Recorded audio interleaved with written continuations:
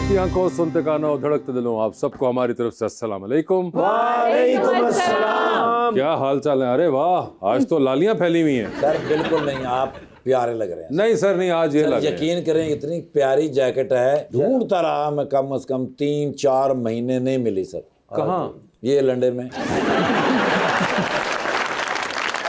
जब भाईजान की शादी हुई तो उन्होंने जूता छुपाया, इन्होंने अपने ससुर का मोबाइल छुपा लिया। ਧੁੰਦ ਦੇ ਵਿੱਚ ਖੋਤੇ 'ਚ ਵੱਜ ਕੇ ਕਹਿ ਰਹੇ ਸੌਰੀ ਬ్రో मुझे पता नहीं चला। रबानिया कसम उठा लें, सॉरी ब्रो मुझे वाकई पता नहीं चला। लीजिए बुलाते हैं अपने आज के पहले मेहमान को। कराची से तशरीफ लाए हुए हैं एक्टर जनाब Hammad Shoaib.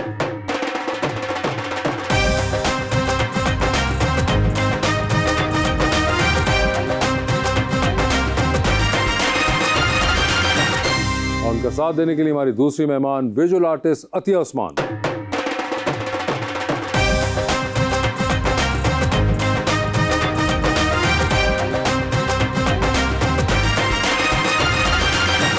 Welcome to the show. बड़ी खुशी हो रही है हमाद भाई आपके आने की, और बड़े अरसे से इंतजार था। मुझे भी बहुत खुशी हो रही है आप सबसे मिलके। मैं आप लोग का बहुत फैन हूँ। मुझे आज खतरा है कि जिस तरह के मैं शूज पहन के आया हूं, मुझे बहुत झुकते पड़ेंगे। नहीं नहीं नहीं, एक बहुत ही प्यारा शेर में लेके आया हैं जी। एक चेहरा जो मेरे ख्वाब सजा देता है, मुझको मेरे ही ख्यालों में सदा देता है, वो मेरा कौन है मालूम नहीं, लेकिन जब भी मिलता है तो पहलू में जगह देता है। हाय हाय,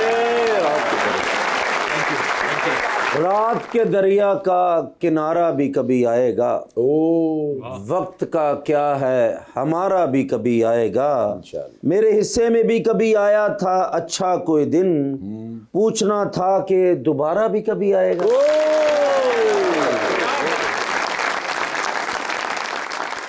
हमाद शेरो शायरी में दिलचस्पी है आपको? इन्होंने भी सुना दी तो होगी दिलचस्पी, वरना बहुत कम। तो कोई सुनाइए आप। अगर कायदे आजम ने पाकिस्तान बनाया और ऐश करें हम, कायदे आजम ने पाकिस्तान बनाया और ऐश करें हम, खुदा की कसम शेर खत्म।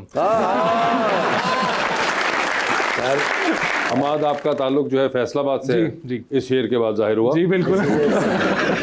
मुझे ये बताइए क्या हाल चाल है आपके? ऑल गुड अल्हम्दुलिल्लाह, सब जबरदस्त। जी। आपके शौक जो हैं उसमें फुटबॉल है, जी, जिम करना है, जी, जी। और डांसिंग है। जी। जिम तो नजर आ रहा है आपको देख के कि आप करते हैं। जी। डांसिंग जो है वो आप दिखा देते हैं हमें वक्तन फवक्तन। जी जी। तो ये फुटबॉल के लिए टाइम मिल जाता है? वासी भाई पहले तो बहुत टाइम मिलता था स्कूल टाइम में, बिकॉज काम तो था नहीं, सिर्फ यही होता था स्कूल जाना है, पढ़ना है, उसके बाद फुटबॉल मैचेस खेलने हैं। अब थोड़ा कम मिलता है, लेकिन कोशिश यही होती है कि जब कभी ऑफ मिले शूट से या स्पेल ऑफ हो 4-5 दिन का, तो बीच में कभी कभार दोस्तों के साथ। लेकिन माशाल्लाह आपकी ड्रेसिंग कमाल है। थैंक यू सो अच्छा मच। जुत्ती लेडीज पाए ना जड़ी ਤੁਸੀਂ कोई नहीं, लेडीज जूती कौन सी होती है? ਇਸ ਵਾਰ ਸਾਡੇ ਪਿੰਡਾਂ 'ਚ ਜਿਸ ਤਰ੍ਹਾਂ ਦੀ ਮਾਈਆਂ ਪਾਉਂਦੀਆਂ ने ना।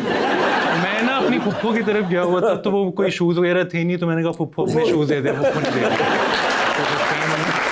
इतने जबरदस्त जूते हैं भाई। बहुत स्टाइलिश है। हाँ स्टाइलिश भी। आप समझ आए क्यों पहने उन्होंने? हाँ जी हाँ। और ये आजकल बहुत इन है, ये ट्रेंडी देख है। ये देखें, अतिया ने भी कह दिया है कि आजकल बहुत इन है ट्रेंड। आप बताएं अतिया, इनकी ड्रेसिंग कैसी है? बहुत अच्छी। बहुत अच्छी है ना, ये देखिए। और अब उनकी बताइए, लग रहा है रेड बुल का कैन पड़ा हुआ है। और मजे की बात है, पहली बार रेड भी नजर आ रहा है और बुल भी। अतिया जी मेरी तरफ देखें। आप बता दीजिए इनकी ड्रेसिंग पे भी कुछ आप कहना चाहें। मैं चुप ही रहना चाहूंगी। मगर अतिया आपने शो देखा हुआ है? जी बिल्कुल। मुझे बताइए, यूर अ विजुअल आर्टिस्ट जी। और आपने मास्टर्स किया था ग्राफिक्स के अंदर। मैंने मास्टर्स किया था ग्राफिक डिज़ाइन में, और फिर मैंने मिनिएचर टेक्निक सीखी under Ustad Bashir Ahmed for 5 years। Okay. तो वो मैं चाहती थी कि मैं थोड़ा सीखूं और फिर उसे एक्सपेरिमेंट करूं। और अब आप काम जो है ज्यादातर मिनिएचर में करती हैं या यू वर्क इन मिनिएचर जी, नाउ? बिल्कुल। ग्राफिक्स को आपने नहीं दोबारा फिर? अपनी प्रैक्टिस में तो परफेक्शन चाहिए ही है, वो मिनिएचर पेंटिंग में चाहिए होती है, लेकिन आम जिंदगी में भी परफेक्शन के पीछे भागती हैं। ऐसा ही है, क्योंकि स्पेशली जब से मैं माँ बनी हूँ, तो मुझे लगता है कि मैं मामा बन गया।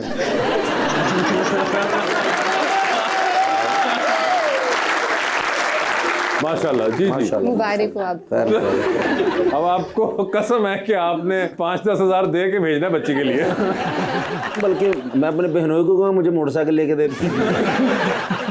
परफेक्शन का बता रही थी आप। हाँ, तो मैं ऑर्गेनाइज अब बेहतर तरीके से करती हूँ, क्योंकि हमने घर भी देखना होता है, काम भी करना होता है, करियर को भी बैलेंस करना है, तो वो आ जाता है। वैसे आजकल तो जो आर्टिस्ट हैं वो एक फॉर्मूला की तरह काम कर रहे हैं और धड़ाधड़ काम बनाते हैं। मिनिएचर पेंटर्स भी करते हैं, लेकिन आप इस तरह करते हैं या you organically like you take time and I take my time because I feel कि जो मिनिएचर टेक्निक है वो मेरी अपनी पर्सनैलिटी के साथ बड़े रेजोनेट करती है। अब हम लेयर्स में काम करते हैं, डॉट बाय डॉट हम एक इमेज क्रिएट करते हैं, तो ये मेरी पर्सनैलिटी भी इसी तरह ही है, उसके अंदर ठहराव है। और मुझे खुद भी ऐसा लगता है कि ख़वातीन जो हैं वो बड़ी एक लेयर्ड बींग्स हैं, उनके बड़े लेयर्स हैं, बड़े किरदार हैं, कभी वो माँ, कभी बेटी, कभी बीवी का किरदार निभा रही होती आप है। लेयर्स के काम करती हैं। मुझे भी लेयर्स केक बहुत पसंद है।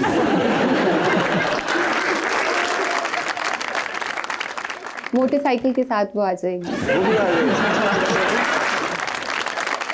Rahman, are you also into time management या फ्री फ्लोइंग हैं आप? Free flowing. मुझे ऐसा लगता है कि हमारे हाथ में नहीं है कुछ भी, जो भी होना होता है विद टाइम होता रहता है। तो मुझे यही होता है कि यार जो भी हो with time go with flow. अच्छा, खुद से कोई आपको वो नहीं कि you try to do things कि यार अब मैंने ये करना है, ये नहीं करना नहीं, है। मैं आपको वही बता रहा हूँ ना, हम बहुत सारी चीज़ें ऐसी सोचते हैं जिसमें हमें लगता है कि ये हमारे लिए बेहतर है, ये बेहतर है, बट एट द एंड वो ये होता है जो अल्लाह ताला की समझता है आपके लिए बेहतर हो। तो मैं तो हमेशा गो विद द फ्लो वाला सीन है कि यार जो बेहतर होगा कर लूँ, आगे कुछ आ जाएगा अच्छा, उससे बेहतर हो जाएगा तो वो। लेकिन अम्मा भाई आपकी जो एक्टिंग होती है नेचुरल है माशाल्लाह, ऐसा लगता है कि आप एक्टिंग नहीं कर रहे, मतलब है ही आप ऐसे। देखिए मुझे अब ऐसा लगता है कि अब का जो टाइम है ना, उसमें लोग जो हमारी ऑडियंस है वो ज़्यादा कनेक्ट ही उस लोगों के साथ करते हैं जिनकी एक्टिंग बहुत नेचुरल हो। उसमें बहुत ज़्यादा स्ट्रेस एंड पॉजेस की जरूरत नहीं होती, 1 to 1 होता है। आप जितने भी अभी प्रोजेक्ट्स देख लें जो हिट हुए हैं, जिस तरह अभी मैं मंटो नहीं हूँ चल रहा है, सर आप भी मर्दों की सजल अली हैं, मुझे पता है। अरे वाह क्या बात है।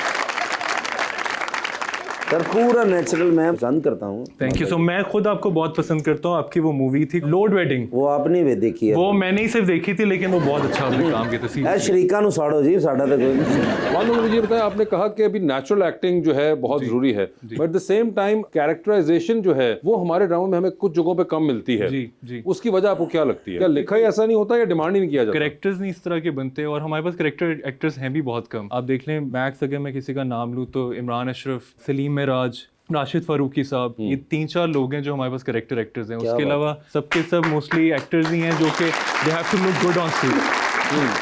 मतलब do you think that's because के एक्टर्स नहीं है या वो कैरेक्टर्स ही नहीं लिखे जाते हैं? कैरेक्टर्स नहीं लिखे जाते हैं। मोस्टली ये होता है कि देखा जाए तो 10 में से 8 प्रोजेक्ट सास बहू लव स्टोरी है, कोई 2 ऐसे प्रोजेक्ट्स आते हैं। एज एन एक्टर आपको कोफ्त होती है? 110% होती है, बिकॉज मुझे ऐसा लगता है कि बहुत सारी चीज़ें एक्सप्लोर करने के लिए नहीं है हमारे पास। जिस तरह आपने एक आज से कोई 10 साल पहले सीरीज लिखी थी, बारात सीरीज, तो अब आपने वो जो सीरीज लिखी थी वो एक डिफरेंट सीरीज थी, उसका टॉपिक डिफरेंट था और बहुत मज़ेदार थी। अब वो वाला ह्यूमर भी नहीं है हमारे प्रोजेक्ट्स में, उस तरह के कैरेक्टर्स भी नहीं बनते, उस तरह की डायरेक्शन भी नहीं है, राइटिंग भी नहीं। मैं तो चाहता हूँ आप कुछ लिखें, आप क्यों नहीं लिख रहे? यार मैं पहले ही कम लिख पाता हूँ और बड़ा मुश्किल काम लेकिन है। अगर आपने लिखा तो आप वादा करें इनको लीड पे लेंगे। मैं पागल हूँ।